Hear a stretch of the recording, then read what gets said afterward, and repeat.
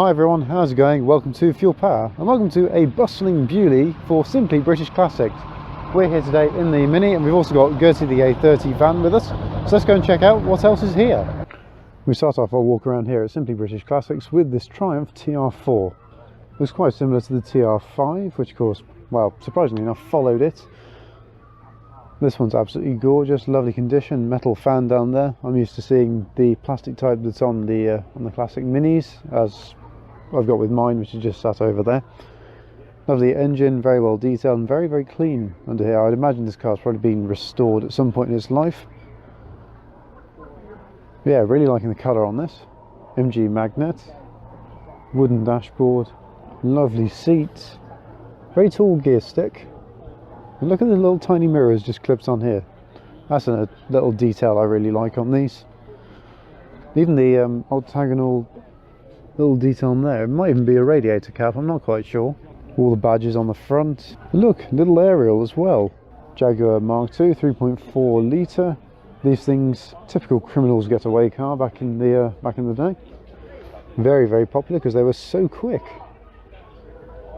I love the lines on these. Traditional styling, of course. Wire spoke wheels. Old school fast saloon. What's not to like about the Jag Mark II? It's a good looking car. Here's the selection of Minis. Millie, of course, leading the way here from this angle.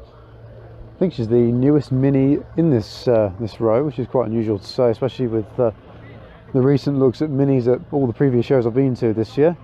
And especially the ones more recently with the Fuel Power Party and the Isle of Wight Mini Adventure. Yeah, it's got loads of stuff left in from the Isle of Wight weekend. I've been staying at Genevieve, so I haven't had an opportunity to actually empty Millie yet.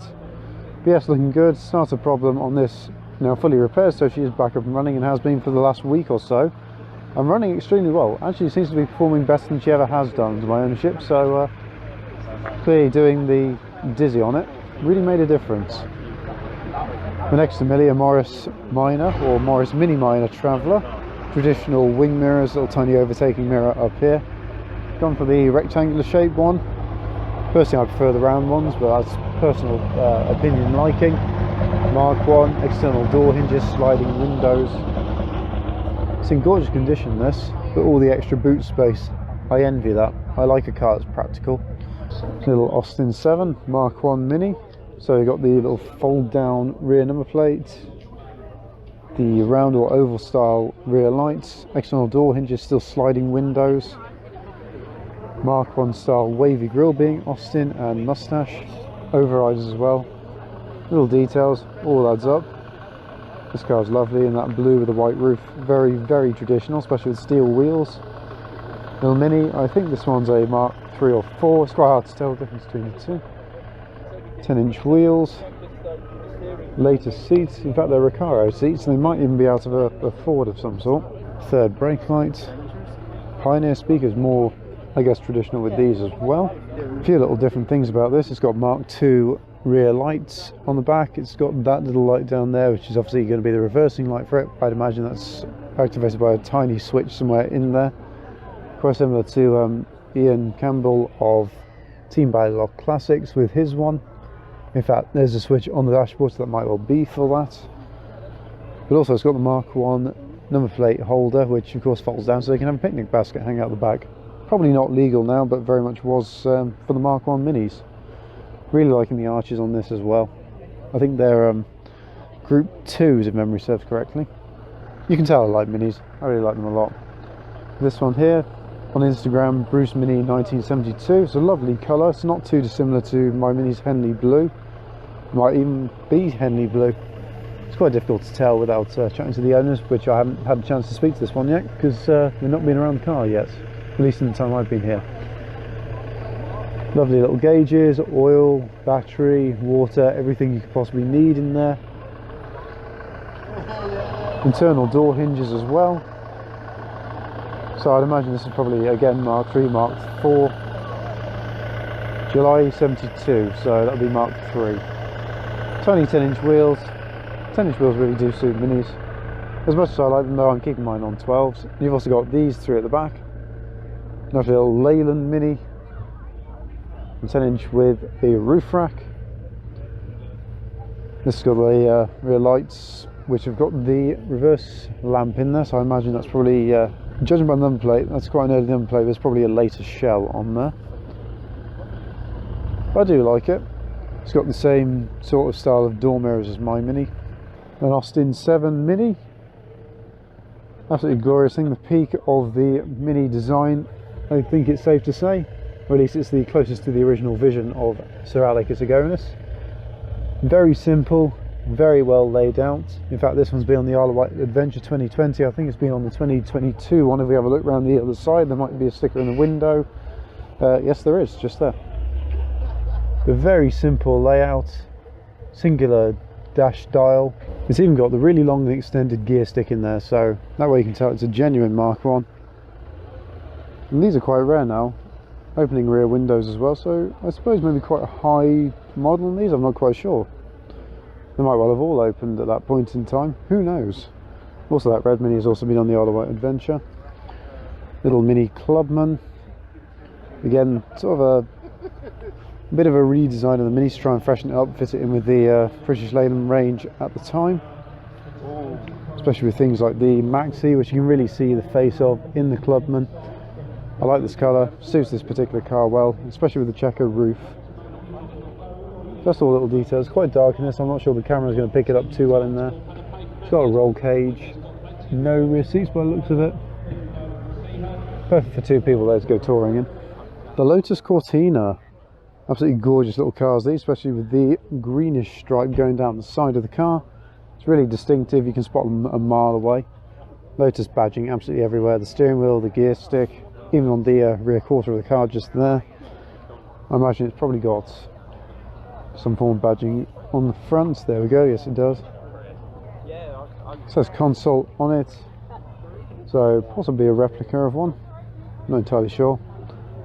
Having just done a number plate check on this, it's all coming back as a Ford Lotus Cortina 1963 as well, but it's in gorgeous condition for the era. It's got a Cortina badge inside there. It's just moments when you're filming on camera you tend to have a brief moment of, oh actually, is that fact correct? I don't pretend I know everything with these videos, but I at least try to get as many facts as I can correct about it, or about any car that you might see here. And there's quite a lot of them, to say the least. MGB GT with the V8 engine, I imagine the Rover V8, which of course derived from Buick. Title overtaking mirror on the quarter light. Love these things. Rear spoiler on it as well. T-Reg Lotus Elise, so 1999-ish. It's hard to believe, isn't it, that the Elise has been around for that long. I remember seeing these absolutely everywhere at one point. Of course, the Elise helped spawn the Vauxhall VX220 and 220R respectively as well. Probably not a fact you hear often with Lotus Elises, but essentially they're the same car, just one of the Vauxhall badge, one of the Lotus badge. The Lotus, I think, had a Toyota engine in it, whereas the Vauxhall had a Vauxhall engine in. So two quite different performing cars, despite sharing many of the same platform components, to say the least. Let's try and stagger this gorgeous shade of yellow, clearly been abroad at some point. Chrome filler cap, love that. Four-seater is standard, it's even got seatbelts in the back. I'm not sure if they were standard at that point. This side's got overdrive on it as well for a little bit of extra gearing power. T-bar roof, so a bit of a rollover hoop. Lovely dashboard gauges on there. The wheels look good as well. I like the Leyland style centre, well it's not really a centre cap is it on this, it's just a central feature of it. Of course those quad headlights, they'll never not be iconic on these things, will they? Austin Healey Frog Eye Sprite, very cute little car, adorable things. Genevieve I know really likes these. Triumph, I think it's a TR5 this one. That logo looks awesome on there. A Daimler Dart. Just try and walk through these because there are a lot of cars here to cover. A Panther, not quite sure on the model, have a quick look at the back end of it. Callista 1.6, I imagine it's a kit car based on something like a Ford or a Triumph or something like that. 8,500. But it is for sale. This could be yours. £8,500. Not a bad price for it, actually. Got stone chip covers for the headlights as well. Little MGTA, MG Midget. I know a good friend of the channel, Lewis Macklin of Macklin's Motors, he's a big fan of the MG Midgets.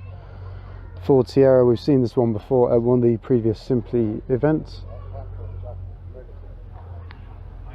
It's got about 41,000 miles-ish, B-Reg, unrestored as well, so it's in really good condition for the year. I can't imagine there are many of these left now that are listed on the roads and be unrestored. Coral beige is the colour, 1984. MGB Roadster, again another car that I massively like. Ford Cortina 1600E, second Triumph Stag. Lee Francis from Coventry. I don't really know much about Lee Francis as a brand or company.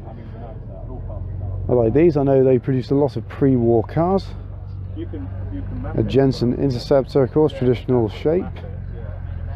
Have a look, flip front bonnet.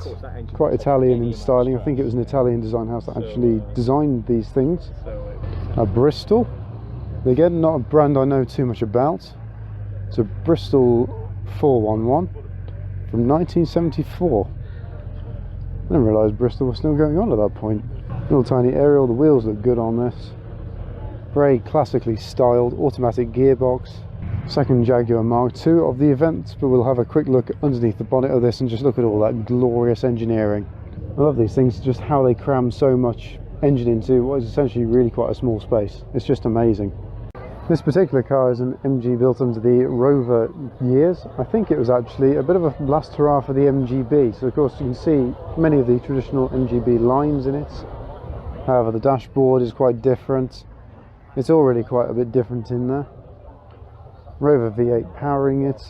And it's also been given a bit more of a modern look towards the back end of the car.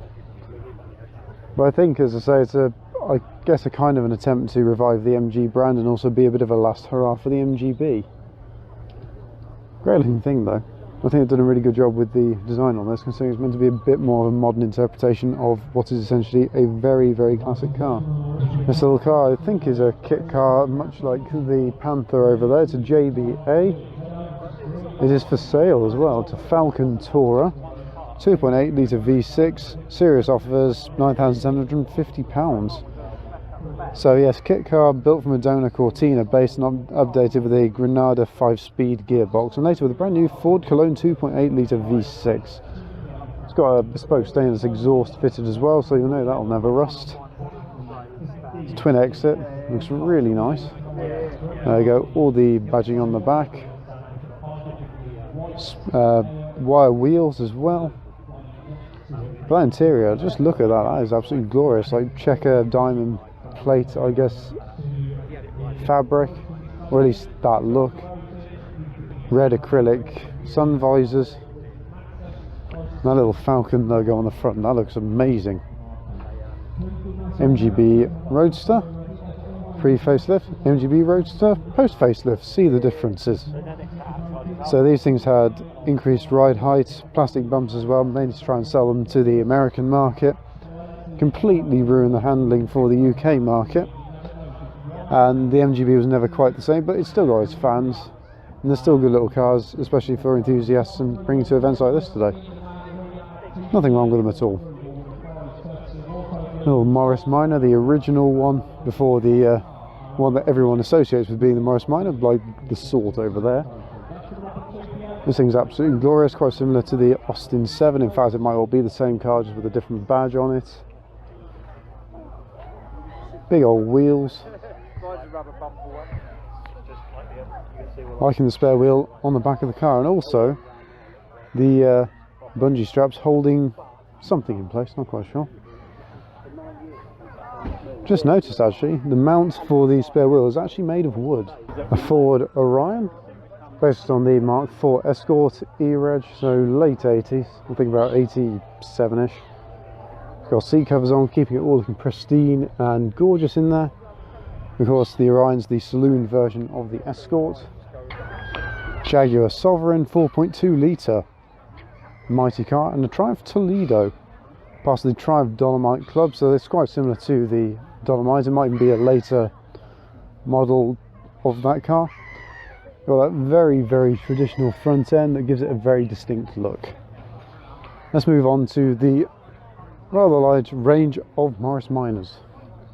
Two convertibles here at the back. I've actually got a model of one in this exact colour and with that exact colour roof as well. That's quite nice to see. I think the convertible only available as a technically 2-door. Morris Minor 5-door next to a 2-door called Bobby. If you think this is slow, wait till we go uphill. Little aerial on the window, that's quite different. And a sun visor gives a slightly American look. These cars, when they're not being polished up to look like these particular cars are here, they're really quite popular cars to make into rat rods. Convertible, a little 5-door with quite a matte colour on it. Have a quick look, it might well be quite an early car of this generation of Minor. This I think is the facelifted version. This is certainly the face I know well as the Morris Minor, 1952 to 2022. Quite a few years it's been around then. Traveller, convertible with a Union Jack in the back. Another convertible. There's Genevieve getting photos. Yokohama tyres. Yeah, much like the Mini Traveller, I love these things for their extra practicality. This one's called Millie as well, but with a Y. This one's quite fun. Morris Minor pickup. These are incredibly rare these days, as many commercial vehicles are. Collection of Conkers in there. Into the interior. I remember at one point the postman we used to have had one of these for many years. It was a popular car for him. He really loved it. I remember chatting to him once when I was considerably younger, I'll say, because he's no longer our postman. He's gone off to do his own other things. The Morris Minor was actually his daily transport at the time. So it just helps to show that the Morris Minor, when well maintained, well kept, can last pretty much forever, really. Another Traveller, this time in blue. A Morris Oxford, not quite a Minor, but not too dissimilar either. It's basically the bigger brother of the Minor. Oh, I like this little wind deflector, I suppose it is. Another little Morris Minor, a Minor police car. I imagine that'll be back here for the emergency services day they have here at Beaulieu as part of the Simply Rallies. This particular one seems to have taken part in the Queen's Platinum Jubilee. I know there was a lot of things for that particular event.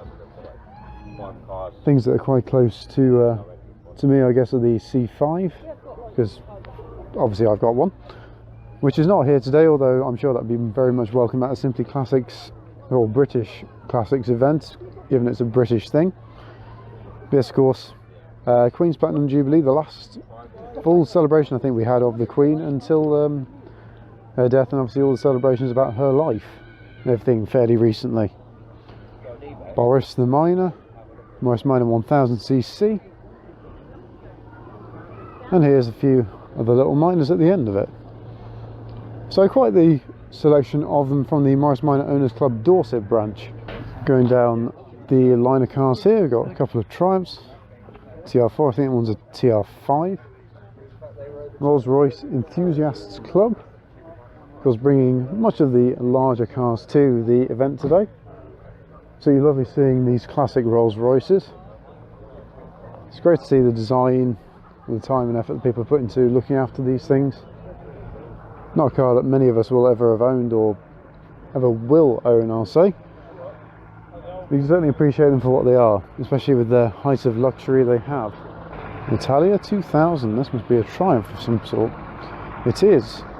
This is part of the Triumph TR register. It's a Triumph Italia 2000. I've never seen one of these before. Things looks gorgeous, certainly very Italian inspired in design. Left-hand drive. Italian bodywork at its best, British tradition in sports car engineering at its finest, as the brochure for the car said. This idea is that an attractive Italian body for the TR3 could provide the best of both worlds. Continental eye appeal and the bulletproof mechanical reputation of the Triumph sports car. Designed by Michelotti and built by Vignale in Italy on a TR3 rolling chassis. Similarities to the later TR4 are unmistakable. Many consider this model to have been Michelotti's design prototype for the TR4 model. Supposedly 329, including only about 7 right-hand drive examples, were produced between 1959 and 1962. So really quite a short year or gap of production for these cars. But look at them. I really like this. I've never seen one before, but I just generally really like it.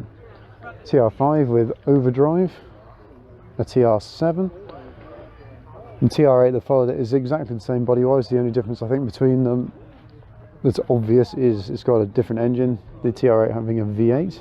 It's got a 4 litre, Cibi lights, lovely little traditional graphic. TR5, a TR6. It's a nice lineup of Triumphs here. Dolomite Sprint. So this is a Triumph 1500 TC. I thought it was a Dolomite at first, but I was incredibly wrong about that. I've just been chatting with the owner of it for a little while. 4-speed gearbox by the looks of it. The TC in it stands for twin carb, so not twin cam or traction control or anything fancy like that. Apparently there's only about 60 of this particular model of Triumph left in the world now, or at least in the UK, on websites such as How Many Left. So really quite a rare car here. In fact, we were just commenting that there's probably more Stags, TR6s, Dolomites, everything else like that here than one of these. It's a bit like the Ford Escort Mark 1.